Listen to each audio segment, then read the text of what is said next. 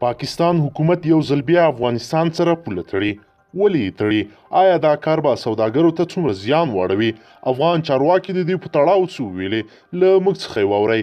قدرمنو لیدونکو السلام علیکم، وخت مو په خیر.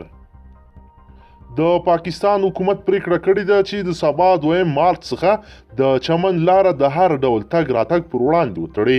د پاکستاني رسنیو د راپورونو په وینا د افغانستان او پاکستان ترمنځ د چمن لاره د یوې اونۍ لپاره تړل کیږي او لامل یې د کورونا وایرس مخنیوی ښودل شوی دی. د معلوماتو تر مخه د پاکستان د کورنیو چارو وزارت په یو اعلامیه کې ویلي دي چې د مارچ له 2 نیټې څخه به د چمن لاره د یوې اونۍ لپاره په بشپړ ډول بندول کیږي. په دغه یوه اونۍ کې به د چمن په لاره هیڅ ډول تګ راتګ نه کیږي او نه به هم سوداګرۍ ترسره کیږي.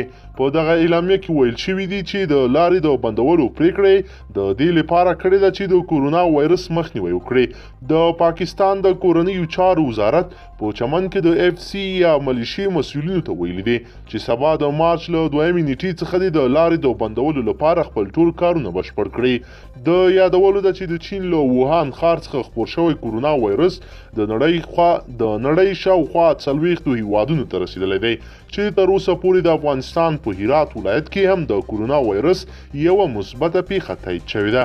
خو په پاکستان کې بیا د کورونا وایرس پیښې ډېرې دي چې په دې لړ کې څو ورځې مخکې د کورونا وایرس 2 مثبتې پیښې هم تایید شوې دي چې یوه یې په کراچۍ کې او بله په اسلام آباد کې وه. همداراز ویل کېږي چې پرون د کورونا وایرس 2 نورې مثبتې پیښې هم ثبت شوې دي. د پاکستان دروازې تړل به یو ځل بیا د سوداګرو پر مخ یو لوی ګزار وي. بل لوري ته په ایران کې بیا ډېر په چټکۍ سره ده. خو زه فکر کوم چې دا کار به هېڅکله نتیجه ورنکړي چې نه یوازې عام خلک بلکې د ولسمشر مرستیال او د ښځو په چارو کې ځانګړي مرستیال هم په کورونا وایرس کې چیرې غواړئ چې ورته تازه او مهمو پیښو څخه ځان ډېر ژر او په لنډو کې خبر کړئ. زموږ چینل د سره سبسکرایب کړئ او ویډیو د سره حتما لایک کړئ. تر بلې ویډیو مو په لوی رب سپارم.